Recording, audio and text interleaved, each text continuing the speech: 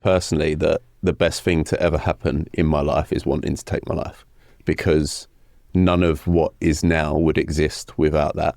I would be offered promotions and people would be like, oh, you're not buzzing. And I'd be like, no, you're giving me more responsibility in a job that I don't really want to do. Hello and welcome back to another episode of the Kate Hamilton Health Podcast. In today's episode, I sit down with the one and only Nathan Joseph. Nathan is an online fitness coach and content creator. Through his content, he helps people with their mental health as well as their health and fitness. He is also founder of the LCA method, which is the Lazy Cooking Association. He has a recipe book, and his whole approach to health and fitness is to make it as accessible as possible, to make it as easy as possible, and to stop overcomplicating things. His recipes are simple. His ideas to get moving are simple. And he just has such a relatable approach to health and fitness in general. We spent a good bit of the conversation chatting around mental health, and Nathan discusses his own struggles with mental health, how exercise has become an extremely important part of his self-care to look after both his mental and his physical health. We talk a lot about, training for looks versus training for health and mental health and enjoyment, and that healthy doesn't necessarily have a certain look. And just because someone has a six-pack doesn't mean they're happy or they're healthy. And he will tell you this in his own story. We also touch a bit on alcohol as well, but in general, we just have such a well-rounded conversation around mental health, around fitness. I just know that you're all going to take so much from this episode. So enjoy. Here is the episode with Nathan Joseph. Nathan, welcome to the podcast. Thank you for having me, Kate. I'm really looking forward to chatting today. This is a long time coming. Indeed. And I'm glad we waited, because now we get to do this in person in the studio. Which I'd much prefer as well, because it gives me the opportunity to see you as well. Yeah, and I'll see you tomorrow at the event as well. Exactly, at the event double tomorrow. bubble. Yeah. All right, let's start it off and tell me, with everything that you do, what's your mission? So I would say for me personally, it's probably better to give a little bit of my backstory. Yeah, so, absolutely do. Battled with my mental health in 2018, got to a point where I didn't want to be here anymore. And I was on a day where I no longer wanted to be here, made the decision in my head, reached out to someone that was the only person that I knew had battled with their mental health.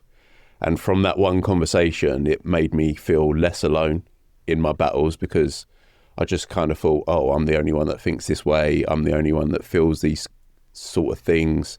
And from that point, I was like, I'll do anything in my power to stay here.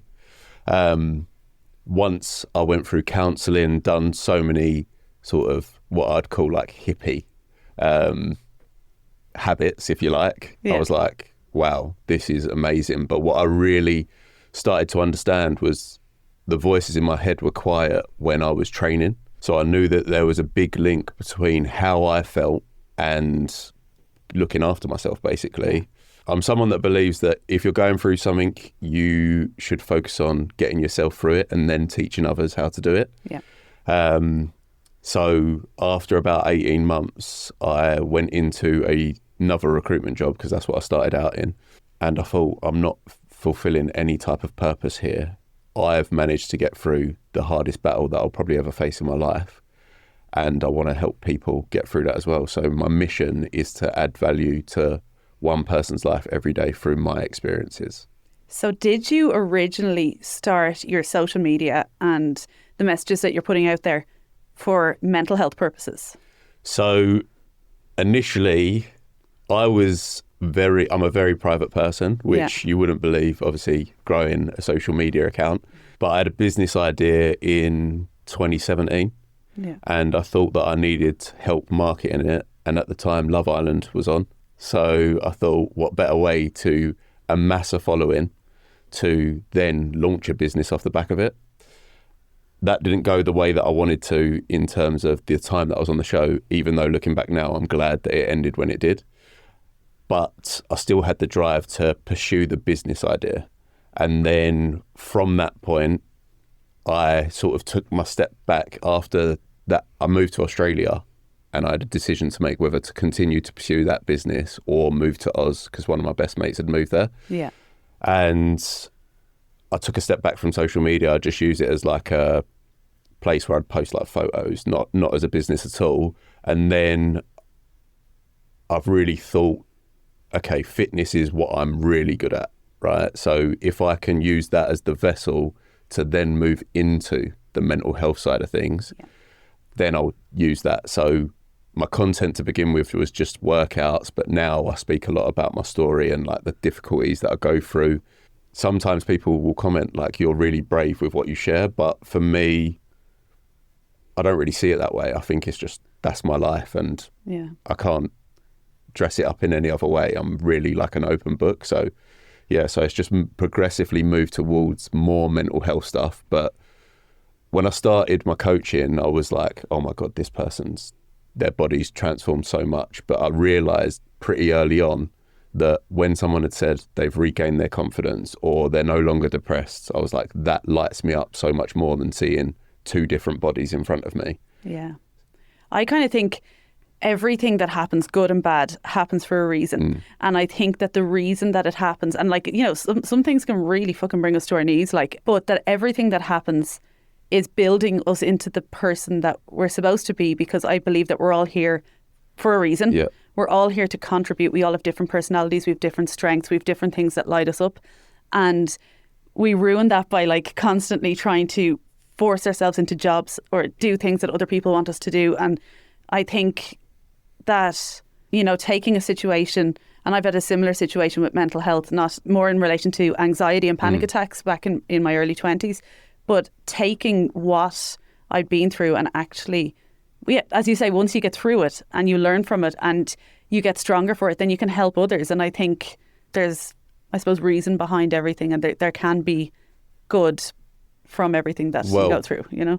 I would say personally that the best thing to ever happen in my life is wanting to take my life, because none of what is now would exist without that.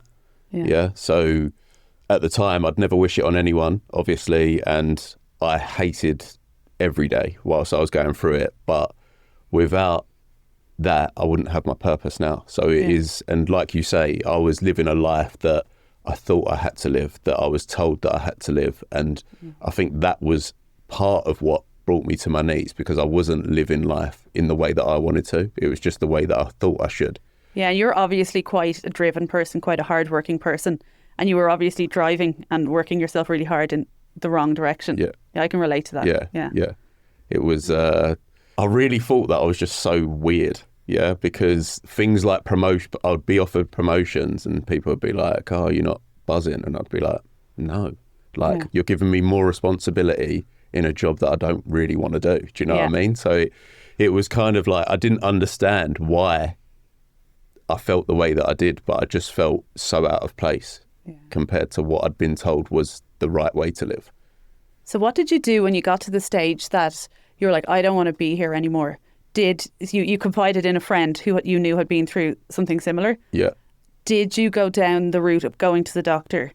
Did you go down the medication route, the therapy route? Then you say hippie habits. Did all of this follow? What led you back? I know, and we are going to talk about exercise in that point, but those early days, picking yourself up.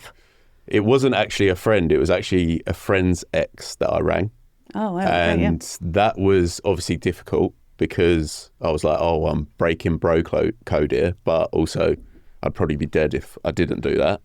And she said to me that she had done CBT, cognitive behavioural therapy, and she was quite local to me. So if I wanted the details of who the therapist she went to, she'd send them over. And it was almost like, I am the most stubborn person ever. Yeah. And from that, as I say, from that phone call, I was like, I will do anything in my power to overcome this, whether it takes me 2 weeks, 2 months, 10 years, I will do everything.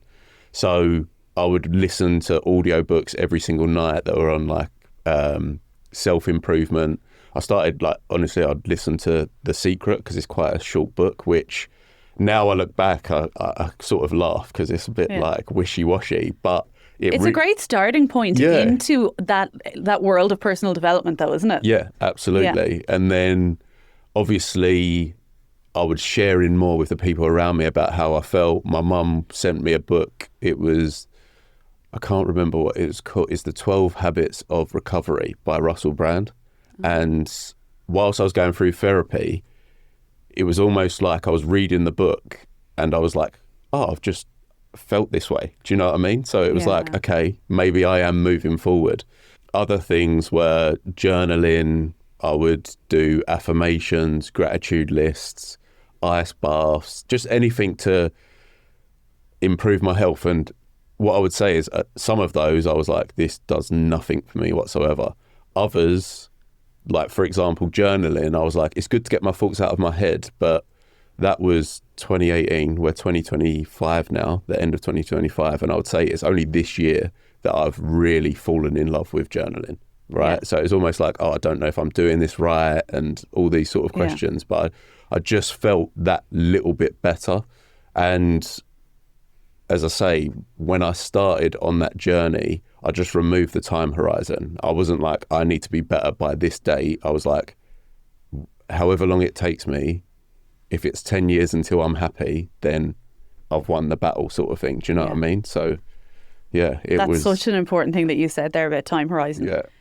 Like for everything, for every goal, whether we're talking about fat loss, whether we're talking about, like overcoming something really difficult like that, we set ourselves up for failure. And this cycle of self-sabotage, when we put this time limit on things, why do we need to be fixed by next week or perfect by Christmas or like... I do totally agree, but I still do it in other aspects of my life, like business. I'm like, deadline. I need to be here by then, and even with the goals that I set each year, we spoke briefly just before we come on, but it's like, this needs to be done this year. And sometimes that is really good, because you're working towards that and you're pushing yourself, but also there is the other side where if you don't achieve the thing that you set out to do, then you immediately feel like a failure. And when you feel like a failure, sometimes I know that I have that bounce back ability, but in times in my life I haven't. And that's when I'll just go off the rails. I'll be like, this isn't working. What's the point in carrying on? I'll just go and try something else. Have you read this book yet, The Gap in the Gain? No, but I and Kieran recommended it to you, didn't he? He did. I've just finished 10x versus 2x. I think that's the same. Life-changing. Yeah. But the Gap in the Gain is really good because when it comes to that goal setting, because I'm like you as well, it's like I'm always future focused and I'm like, what's next, you know, and like I can never just seem to just breathe and just be, which I'm working on. So it's always like, right, what am I working towards next? And I find it really difficult, I don't know if you're the same, to reflect backwards, to be like, oh, well, actually, now that you think about it, like this time, like when I was, you know, in 2018, I was working in a classroom and I was a teacher and I had small kids and, I wasn't working out at all. And, my health wasn't particularly good. I was drinking and smoking all the time. Yeah. Like thinking back to that kind of stuff. Like I find it so hard to look back and be like, look how far I've come. And whether in relation to my health, my fitness, my business, my own personal development, I'm always like focused on what's next. I'm not there yet. It is so crazy that you say that because in 10x is better than 2x, he says it's like you're chasing the horizon. Yeah.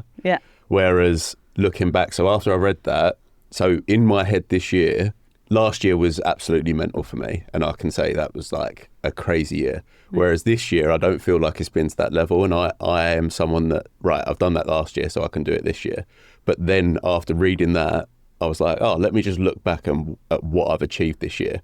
And I'm like, whoa, okay, I need to just take a time out here because when you are always looking at that next thing, you do forget like how far you've come. And I think that is such an important thing in life is, it's be ambitious, look to achieve the next thing, but also remember where you were and how far you've come so far. Yeah, no, it was, that thought process was life-changing for me. And I would have to actively do that. And that's where journaling would come in for me, where it would be, I'd be like, okay, like at the start of every month, like write down 5 things that you're proud of from the month that's just gone. Or you could do it on a Sunday if you wanted to do it more weekly, depending on what works best for the person. But like I have to train my mind to do that. It still doesn't. And gratitude as well. I'm not great with gratitude.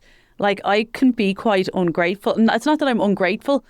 I'm just in a rush. I'm like, what's next? But I would say rushing. I always say this, rushing is the biggest cause of stress for anything, yeah?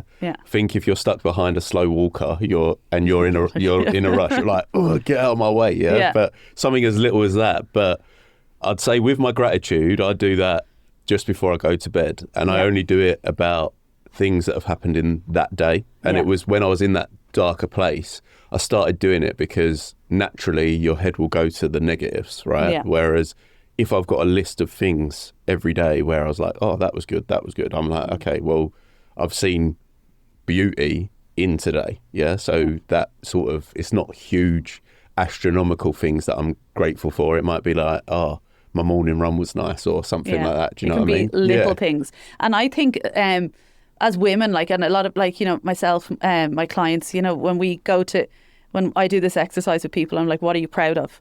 We start listing our kids. We start listing, you know, and it's like, no, what are you proud of about you or what good happened in your day? Not that your son won his football match. That's not, it's about you. And it can be really hard, I think, particularly for women sometimes to focus on themselves. Well, I'd say my demographic is a lot of mums. Yeah. And obviously, not that I know because I'm not a mum, but having conversations with them, I'm like, you are not the priority in your life. Obviously your kids are, but finding pockets of time where you are the priority, where you can do things for you and find pride in what you've done.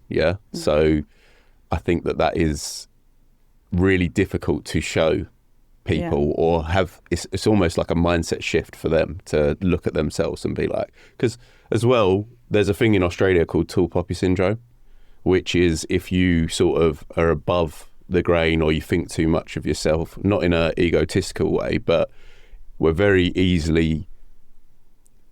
very easy for us to critique ourselves and not talk ourselves up or not say, it's easy to look in a mirror and be like, oh, I look disgusting today. But it's very rare that you'll be like, oh my God, I look 10 out of 10. Do you know what I mean? It's that is a weird shift, which I'm not saying to everyone, like, just be up your own arse or anything like that. But it is so important to look at yourself and understand what you like about you.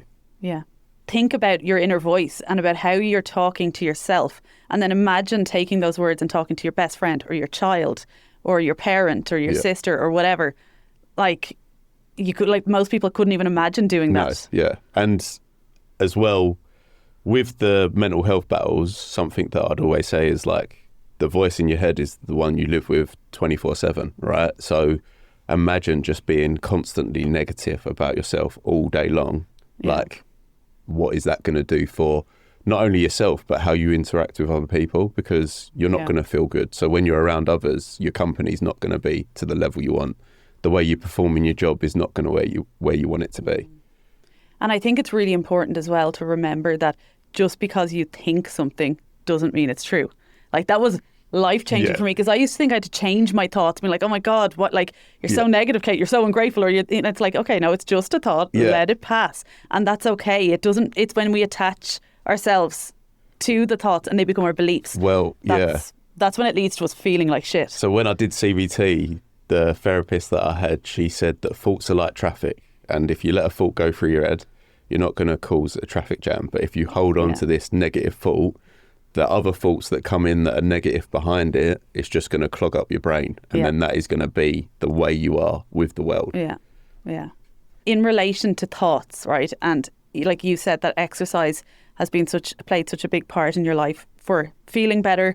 And, you know, when you feel low, that you know that you need to get to the gym or you need to get your run in. And it's funny, even all of those exercises that you're talking about, like, you know, whether it's meditation, whether it is journaling, even then if we look at other things like breath work, I saw you were dipping in the sea there last night, were you? You know, like the saunas and ice thing that's so trendy at the minute. Like, you know, all these different modalities, I suppose, that are available to us today. And the whole purpose of them all, when I think, and like, because I speak to a lot of people that are into different things, you know, like breathwork coaches, manifestation coaches, meditation coaches, yoga teachers. Everyone's trying to, it's all the same objective with everything. It's to take us out of our mind and connect with ourselves. And the easiest way to do that is to connect with your body first. Yes, indeed. Yeah. And for me, it's something that I've put a lot of thought into, because say if I go for a run, I immediately feel amazing after, right? Ice baths, you're focusing on your breath, meditation, exactly the same. So I'm like, obviously there's got to be a link to why I feel very similar feelings after I do these things, and it does come back to the body. And before I went through my battles with mental health, I'd only train because I wanted a six-pack. I was like, that is all that matters. When I go on, at the time I was single, I was like, when I go on holiday with the lads, like, I'll just look great. Do you know what I mean? That was all. But that's why a lot of people get into fitness. That's why I got into fitness. I was like, I just want to look like that girl on Instagram. Yeah, exactly. That was why. Exactly. Like back in 2015 when I started, dipping my toes in fitness. Yeah. It wasn't to do with the holistic health and connecting with myself. It was like, I want to look good. Yeah, absolutely. And I think that for me, exactly the same. Like, I've got one of my best mates, he's a very good looking bloke, and he started going to the gym, and I was like, well, obviously I'm going to have to do that now, because otherwise... I have to keep up. Yeah, exactly. And now it's obviously taken me down this path. So grateful that it was a vain metric to get me into it. But obviously over the years, things have changed a hell of a lot. But let's talk a little bit around that training for looks, because although you've moved past it, I've moved past it, a lot of people do move past it. There's a lot of people out there that are still very much coaching people for looks, which is okay if that's someone's goal, promoting themselves in this absolute insane shape, which is, again, their own personal choice. But it leads to this kind of, this big misconception about what health actually is. And this is what frustrates me the most. I'm like, and I say this, I'm like a broken record. I get sick of listening to myself sometimes.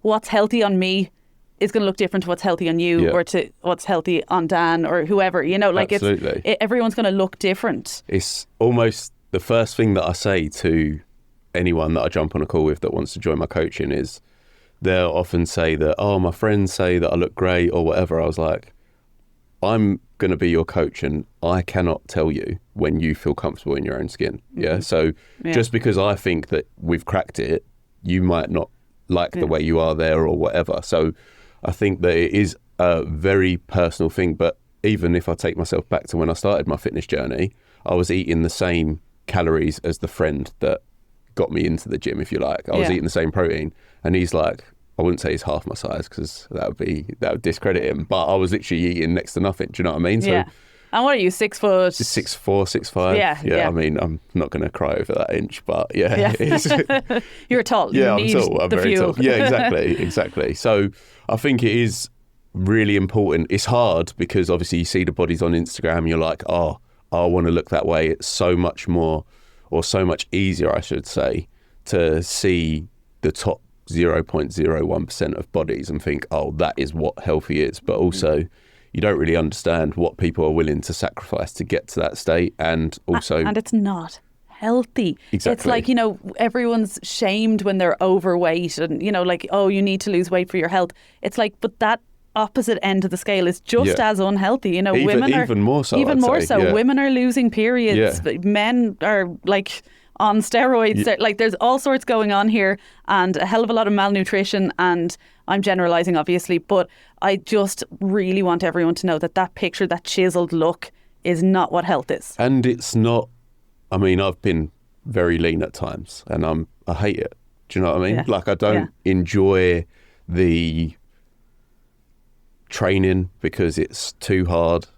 With no energy. There's I don't enjoy joy. my food. Like, my sleep is horrendous. You can't do anything fun. Exactly. Because you cut your social life out, and it's like, can you live like that for the rest of your life? Maybe in periods, yes. If you've got a holiday coming up, go on a little cut or whatever. But for the most of the time, I think what you really need to dive into why you're doing it and what you're doing it for, because yes, you can compare yourself to a bodybuilder, for example, but unless you want to get on stage, why are you going to do what a bodybuilder is doing? Like, that just doesn't make sense to me. Yeah. And a lot of bodybuilders can be pretty insecure as well. Exactly. In my opinion, that's why they do it. Yeah. Yeah. External validation.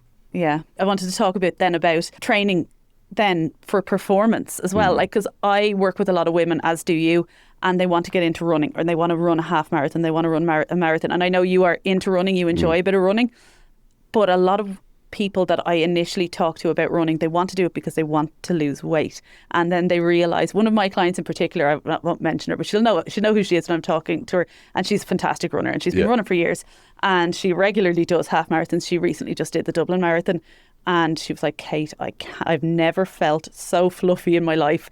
Because she was fueling properly for it. She was like, I cannot wait to just get back to a bit of strength training, run a few 5Ks and, eat a better balance of food. Like I would say, before last year, I hated running, but I used to vape a lot. So I set myself a task. I'm going to run 100 kilometers every month to try and repair my lungs from the damage that I'd done from vaping. Right? There's a high achiever. There you go, setting yourself goals. Yeah. So I was like, right, I'll do that. And at the end of the year, although I finished it with a marathon, I just walked out of my front door and just ran for 42 kilometres or whatever.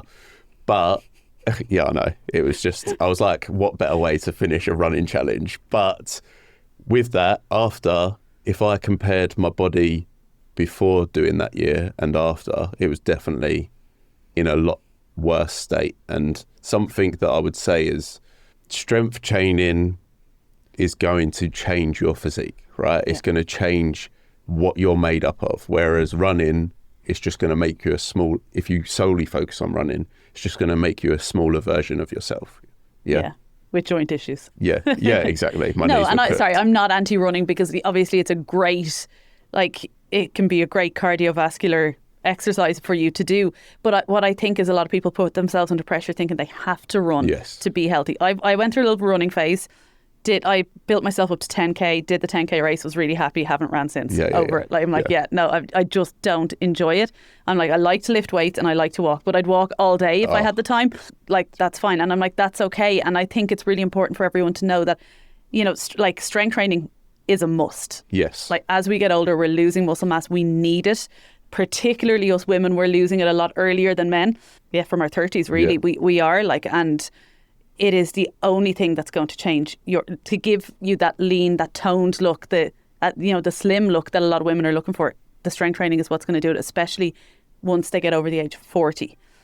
If you've tried to lose weight and didn't get results, here's why. The plans you followed were built for perfect people with perfect lives, not for women with jobs, stress, cravings, kids, and days that don't go to plan.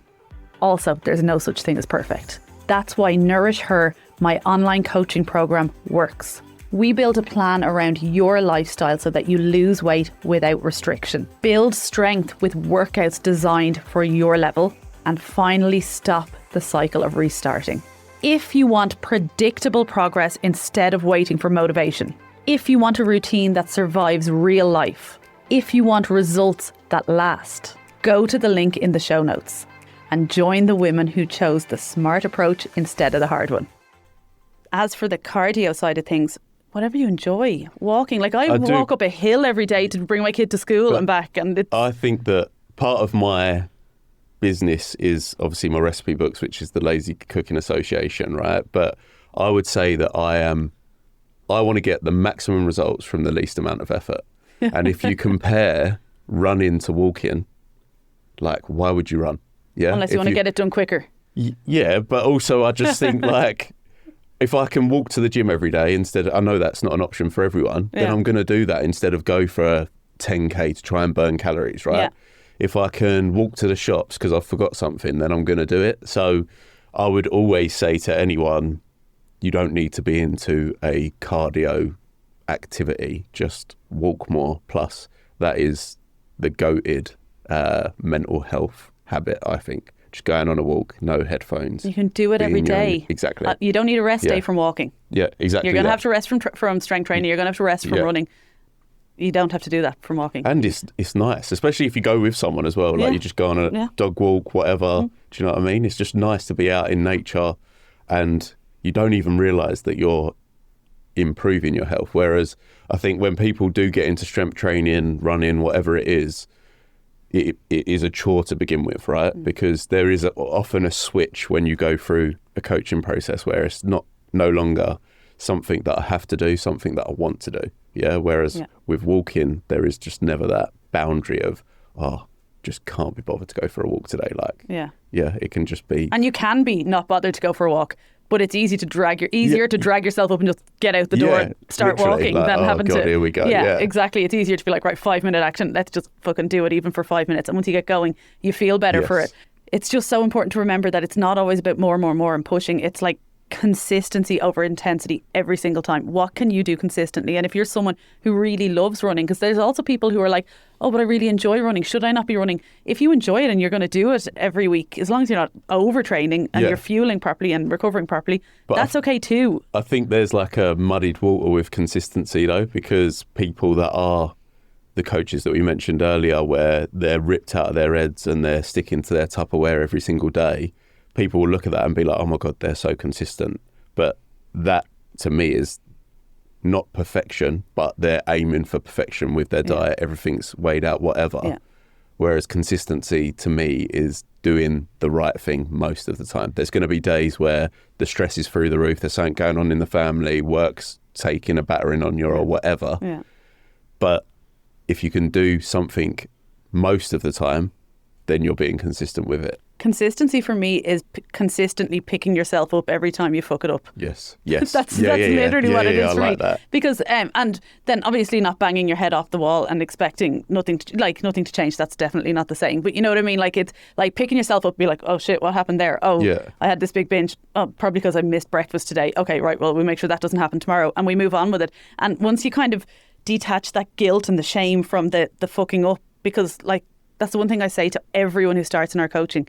It's the one thing you all have in common. You are going to fall down along the way. Exactly. You know, everyone is. And it's that idea of perfection on Instagram. It annoys me. Like the Tupperware and this is how you should do it and do it perfect. It's like, great. Tupperware is great when it suits. And but like also real life happens. But I think that also creates the culture of I'll start on Monday. If you're thinking, right, this is the week that I'm going to change. This is the week I'm going to be consistent. By Wednesday, Thursday, Friday, you're going to be like, I am so sick of this. And then at the weekend, you have a binge and then it starts the cycle again.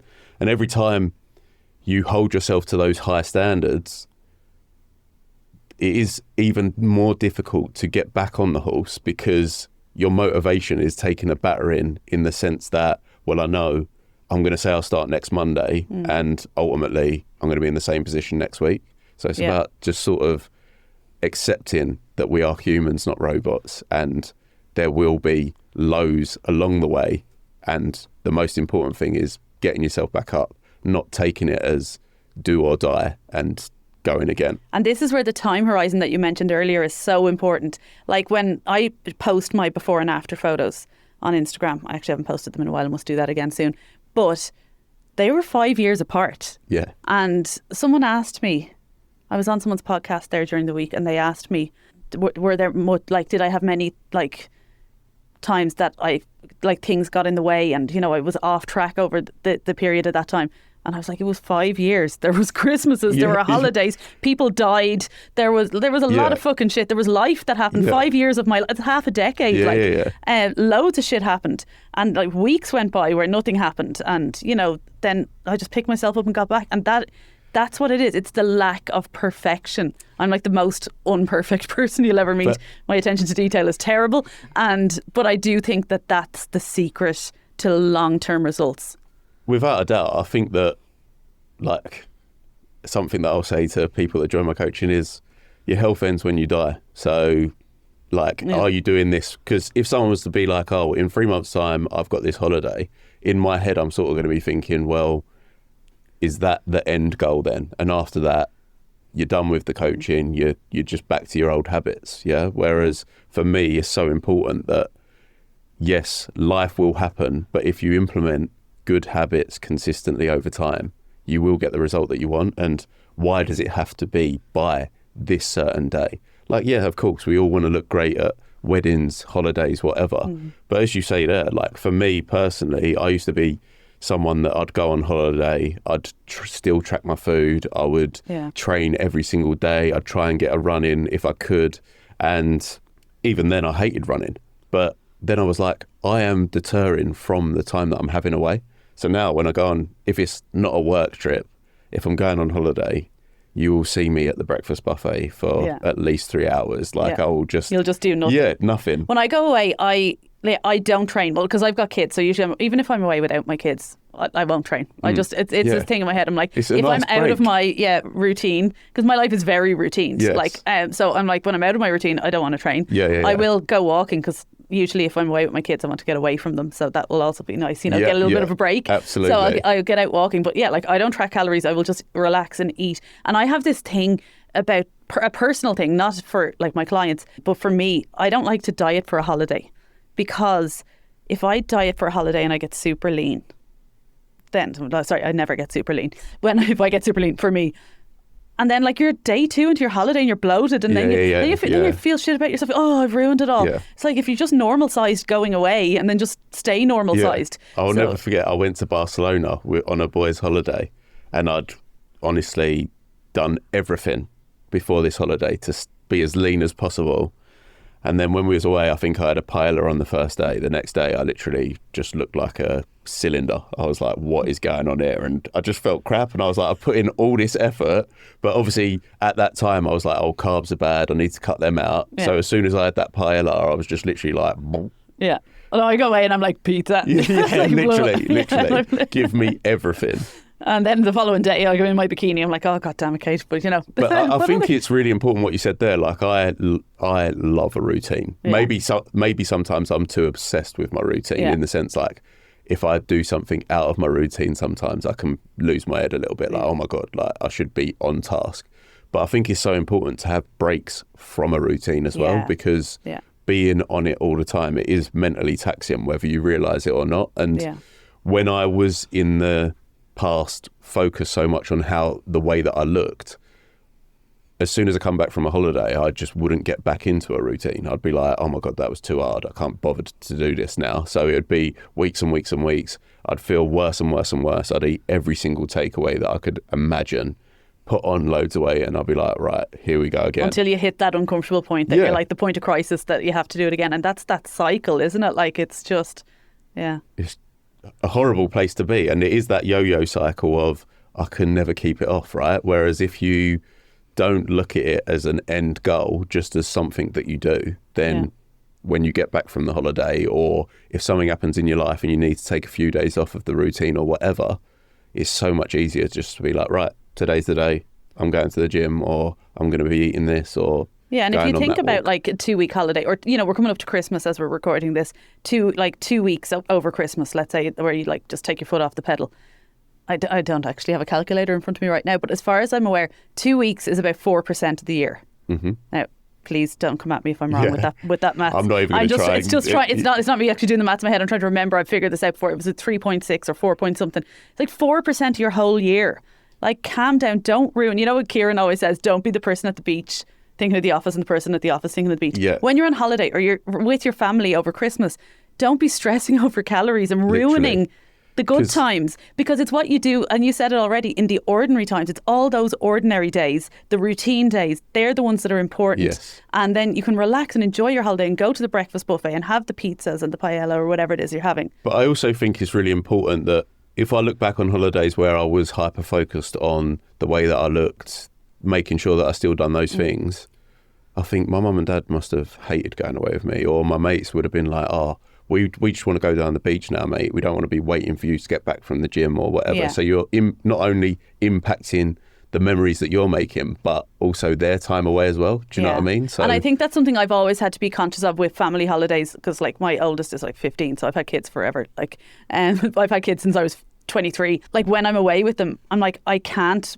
expect like Dave to just be stuck with them by himself when they were smaller, and to be stuck minding them while I go to the gym or whatever. Or even now, I'm like, they don't be waiting around for me. And I guess it's like, so recently, me and my missus, we've got like a niece and nephew, and we went on holiday with them. I think it was last year. And it's like, if I was in the gym now, they might do something really funny that I miss. And like, do you know what I mean? Yeah. So it's like, you're going to miss moments that you'll cherish forever just for a gym session. It's also sometimes really nice to do nothing, and it's okay. And I think sometimes our nervous systems don't catch up. Like, and I know we said it earlier in the conversation that I really struggle with doing nothing, but I make it a real priority to make myself do nothing sometimes, because our bodies need it, and to be able to bring that cortisol level down and balance our hormones and actually be able to feel good, we have to be able to rest and recover. It is. So recently, I mean, my sleep has been horrendous over the last month or so, because I've just bought a house with my missus. Oh, congratulations. We've got the keys today, actually. Amazing. So unfortunately, she's moving in on her own, but I had to be over here for obviously this and tomorrow. Yeah. So really excited about that, but resting has been like the biggest priority for me this year, and understanding that the way that I am, if I'm not getting enough sleep, or I'm someone, if I work, some days I can work till silly o'clock, but I know that I need 2 hours in an evening of switch off before being able to sleep. I'm the same. Exactly. Yeah. Otherwise, I'm still wired. There's no point in me being in bed. I went about 2 years with only surviving on like between 5 and 6 hours sleep. And it's only now that I've really prioritised it this year and I'm getting between 7 and 8. I'm like, oh my God. Yeah. It's I'm like a new person. I actually look younger. Yeah. I'm like even for that reason alone. My brain actually works now. Like, I can think clearly. Yeah, it's amazing. Oh, that's amazing news though about the house. Yeah, and that is one of the most stressful times in life, is buying a house and dealing with financial institutions and all the other things that have to be put in place for house buying. In relation to sleep then as well, and recovery, talk to me about alcohol, because I know you have a love-hate relationship with it, don't you? And I did for a long time as well. So I don't know if I ever told you about my background with it. Like, I used to love my social occasions, and it would be life and soul of the party. Would have drank every weekend, like my whole adult life. But then it was just affecting my mental health too much. And that, even after I did all the work with CBT and everything to get through my anxiety struggles, every time I'd have a hangover, it would come back. Right. Okay. And it would be like 3 days that I'd be recovering. Yeah. And I'd be like, I'm fucking messing with fate here with my mental health. I was like, every time, like, this is the time now. I'm going to not come back from this hangover, and I'll be stuck in this below par state forever. Definitely. Like, and that it really just got to the point. So I gave up alcohol for 2 years. I did a year, I did 2 years, and like I've kind of done different stints, and I felt amazing, and I reintroduced it then, like, as a grown up, where I'd have like, if we were at a social occasion, I'd have like 2 drinks, maybe 3. And that was working really well. But I noticed, because I'd spent 2 years without it, that I felt still slightly below par, even with like 2 or 3 drinks. And I was like, I don't want to, like, I want to feel the amazingness. I want to feel the magic that you can feel when you don't at all. So I now don't. I'm over a year off alcohol again. I know this time, and anytime I've spoken about it before, I've always said, I'll never say never. I will never drink alcohol again. Now I know that, but I'm nearly 40. I'll be 40 in May. So I'm like, I just know that just the joy that it brings me not drinking.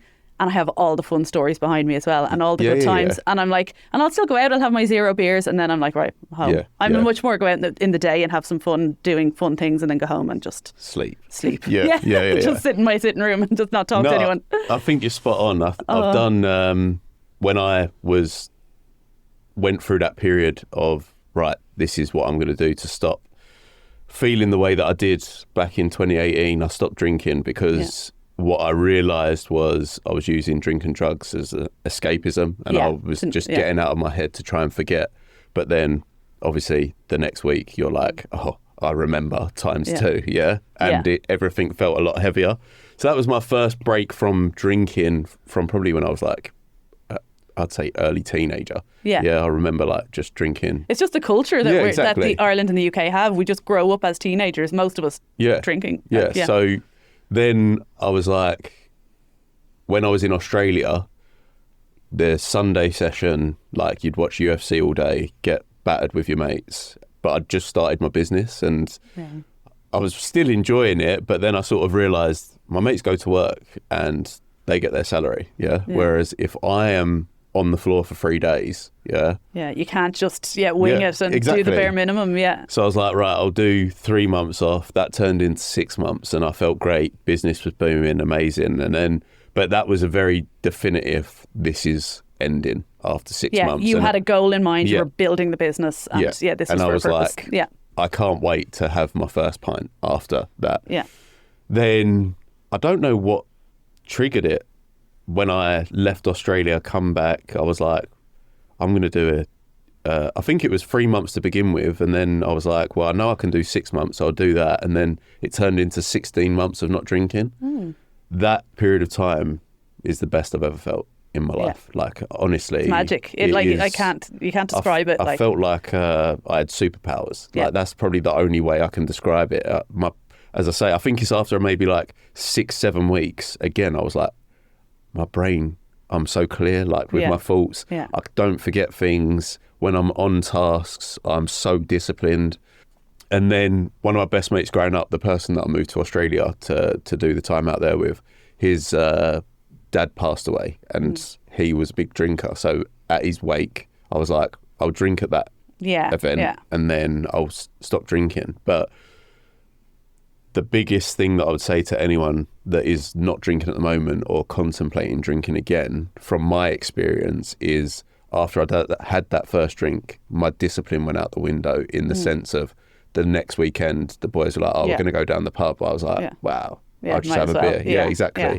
But there is and I will never tell anyone, you should give up alcohol. Like, this is very much a personal choice for me. And it took, I'm nearly 40. It took me a long time to get there.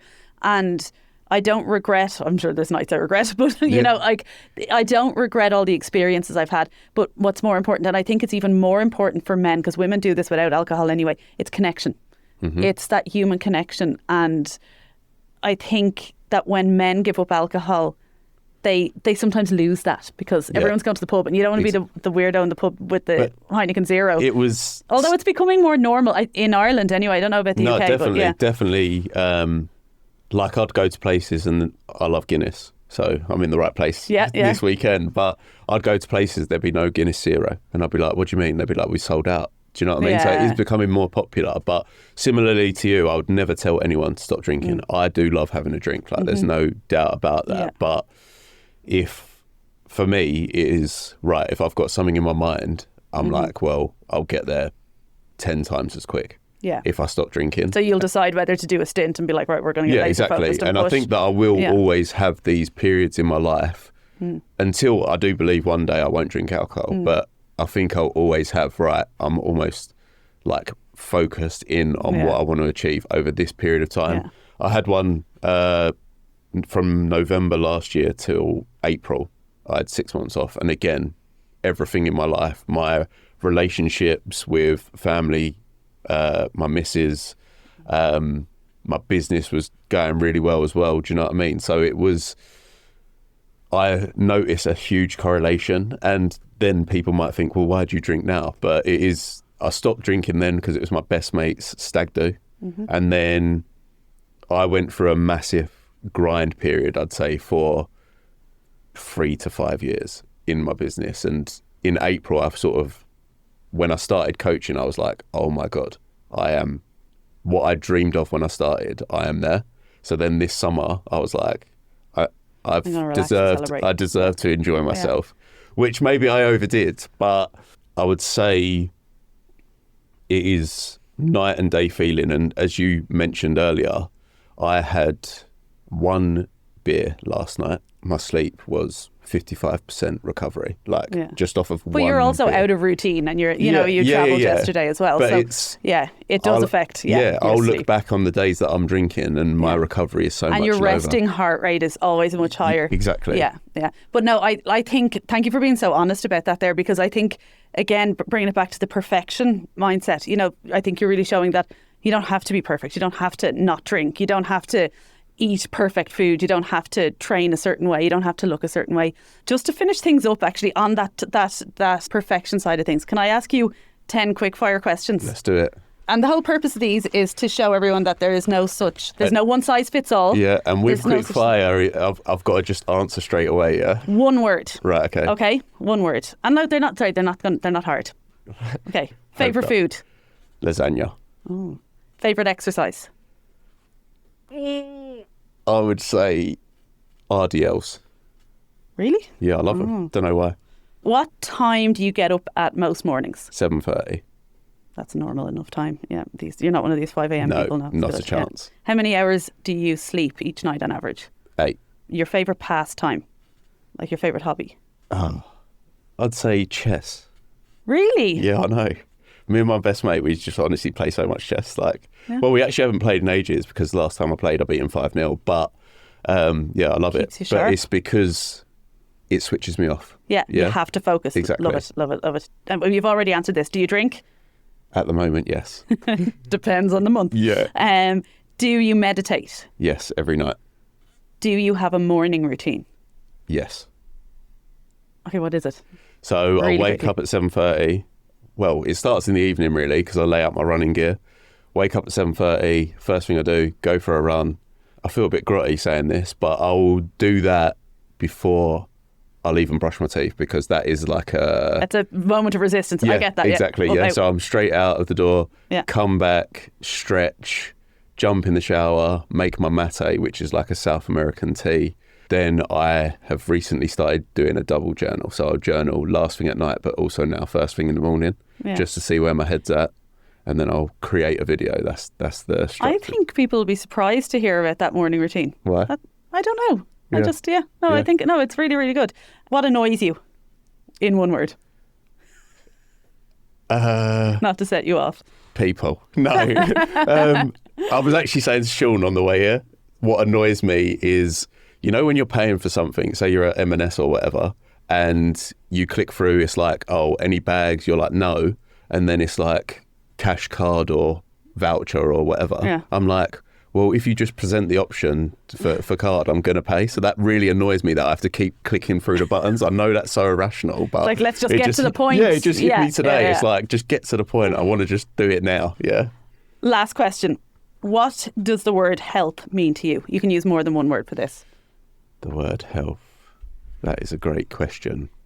To me, health is living life in the way that is right for you, right? Because my definition of health is going to be drastically different to yours, to the next person's, whatever. But I think that for me, it is doing everything that I can to protect my mind. I'm very prevention is better than cure now, like with my mental health. So if someone looked at what I do for my mental health, they'd be like, you need a day off, mate. Like, you're just doing well too much. But for me, that is right for me. So that might be stressful for someone else. Yeah, so, exactly. It might be really overwhelming, and I'd never say, oh, this is the perfect thing to do for your mental health. And this is why I always ask this question, because everyone has a different definition, and it just shows there is no one size fits all. Absolutely. Nathan, thank you so much Honestly, for this conversation. It's been so good. I've loved it. For anyone who doesn't follow you that's listening, and I know a lot of them will already be following you, but is Instagram the best place to find you? Is there anything else you want to point them in the direction of? Yeah, no. Instagram, Nathan G. Joseph. But yeah, just find me there, really. I will be launching my own podcast in the new year, which is really exciting. But that's not done yet, so I won't say get over to my YouTube just yet. Yeah. So if they go to your Instagram, you'll be letting them all know about anything that's coming up. Yeah, absolutely. Yeah. Thank you so much. No, honestly, it's been a pleasure. I just want to say thank you so much for listening to the podcast. And if you haven't already, do go back and listen to some of our previous episodes. Stay tuned for future episodes. So the best thing to do here is to make sure that you are subscribed to the podcast. It also makes such a difference to me if you do. So if you haven't subscribed yet, please do. And if there's any episodes at all that you particularly enjoy, please do share it with your friends, share it in your WhatsApp groups, share it on your stories. Please do tag me. I always love to hear it. Follow us on social media. You'll find me at Kate Hamilton Health on Instagram, TikTok, Facebook, YouTube. Until next time, thank you for listening.